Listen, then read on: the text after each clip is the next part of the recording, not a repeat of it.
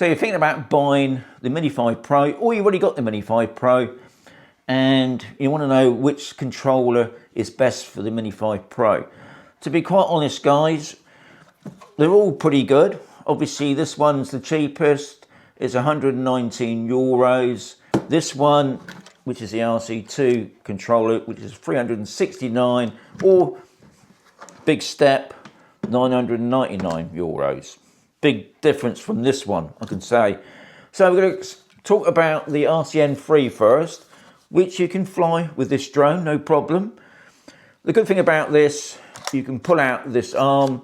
You can add an attachment. I'm just going to put it in now. So you can see you could put a nice tablet in there, a 7-inch tablet. Obviously, you don't have to have that. You can just put your phone in there.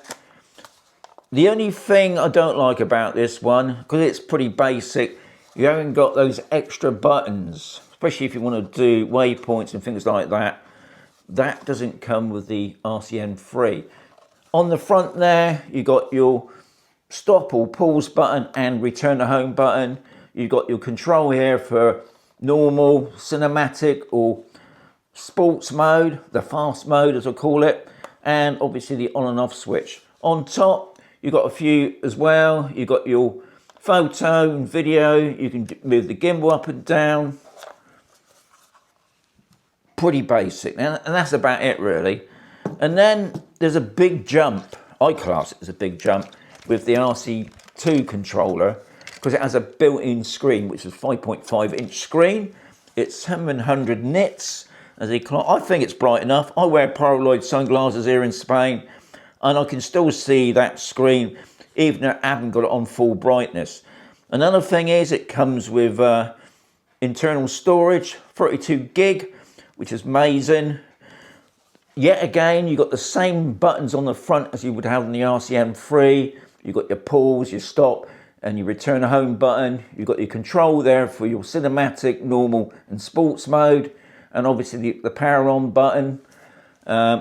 Obviously your antennas, make sure that when you're flying your drone, you put these out. Now I always have it on that angle. Some people have it that angle. It all depends really, guys, on how you're holding your controller, especially when you're viewing the drone in the air.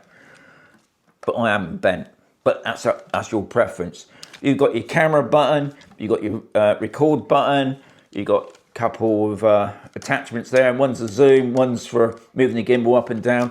But on the back, which I find it really useful, cruise control is one of them, waypoints. I just find that so much easier. But I think the main thing of this whole point of this controller is this built-in screen. Now, the other thing is that if you're using your phone, when you get the return to home option, on that you won't get the green flow, as I call it, and which I find really handy at night flying. Whereas on this, you have all that built in. And I think that's the biggest bonus on this. Now we go to the most expensive. So all three of these controllers will work your Mini 5 Pro. But this one is the sort of the top of the notch. It's expensive. This one, slightly different. Your antennas go downwards, so this makes it sort of like a desk display controller. You can pull it out. Now the good thing about this, as soon as you pull it out, it turns it on. Whereas these two, you literally have to turn on the on and off button. Whereas this one, I mean, you can have it set up not to do that, but I find it so much easier. It just turns itself on. You've got a lot more stuff. I'm not going to go into it all, guys. There's a lot more stuff. You've got a 7-inch screen. You've got 2000 nits. Extra bright, I must say. You can add third-party apps to this. The screen swivels as well, so you can do portrait mode as well. On these two controllers, guys, you do need a neck strap of some sort. It doesn't weigh that much, and obviously it's another extra. You have to get the screws from the bottom. I get mine virtually everything on Amazon, really. There's loads of stuff out there, and a nice neck strap, pretty easy. Whereas this one is, guys, it's really heavy, and you do need an extra neck strap. Now, yet again, that's an extra as well. There's loads of stuff on Amazon. There's no point me putting it up. I think that's up to you to choose. want to buy a nice expensive leather one or just a cheap plastic one. But if you're buying this, I think it's always worth paying out a little bit more. Now, the other thing I didn't mention, it comes with an extra, you can slot in a macro SD card in there. Now, I use that one mainly if I'm doing screen recordings for my videos. I find that really helpful. But if you didn't want to do that, you can just use the internal storage because there's plenty of storage there. Whereas on the big one, you've got so much on there, guys. I mean, the other thing I forgot to mention is you can record your voice on here as well. It's got its own mic. I'll be honest, the mic on there is not that brilliant really because it's a built-in mic.